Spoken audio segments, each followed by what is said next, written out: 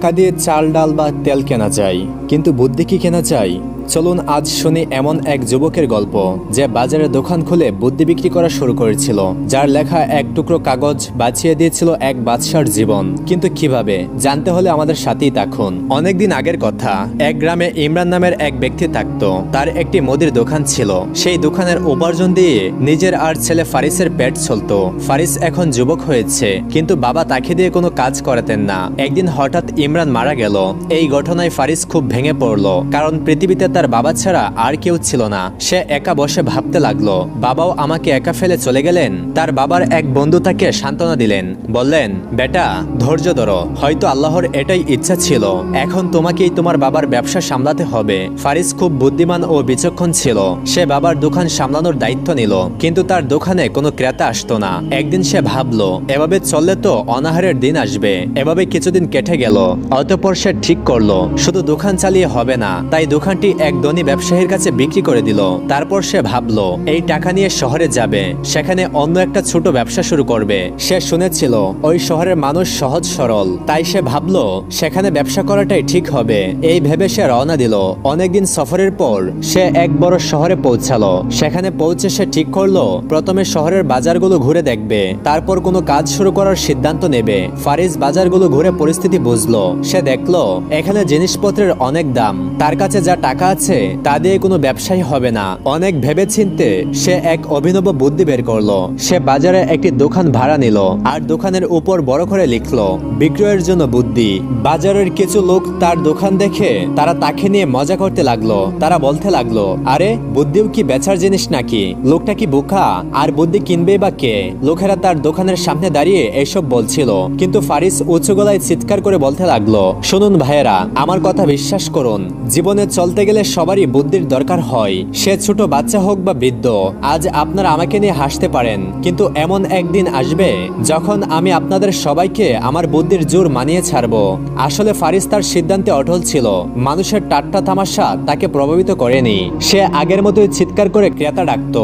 দেখতে দেখতে তার দোকানের কথা পুরো শহরে ছড়িয়ে পড়লো। লোকেরা একে অপরকে বলতো, আজকাল আমাদের শহরে এক বুদ্ধি বিক্রেতা এসেছে। কেউ আবার বলতো, এমন ব্যবসায়ী আমি জীবনে দেখিনি। মজা করে হলেও লোকেরা বলতো, যদি কখনো আমার বুদ্ধির দরকার হয় তবে অবশ্যই আমি তার কাছে যাব।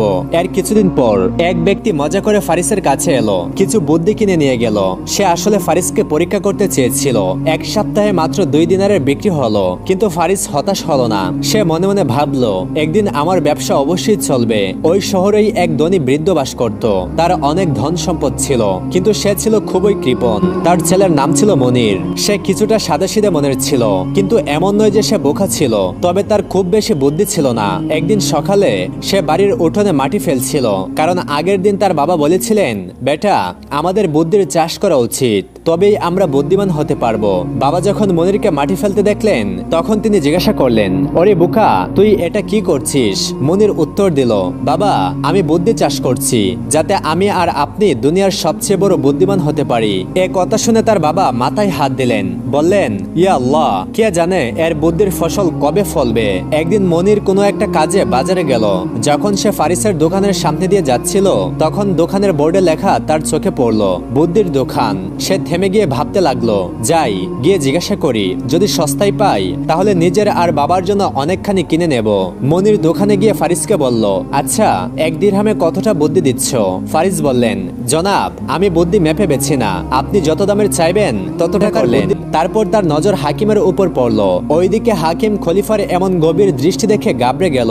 অতঃপর তার মুখ ভয়ে ফ্যাকাশে হয়ে গেল, এবং সে হাঁটু গেড়ে বসে কাঁদতে লাগলো এবং বলতে লাগলো, খলিফা আমাকে মাফ করে দিন, আমার কোনো দোষ নেই। আমি উজিরের চাপে পড়ে গিয়েছিলাম, তারই কথা মতো আমি আপনার ঔষধে বিষ মিশিয়েছি। খলিফা চিন্তায় ডুবে গেলেন।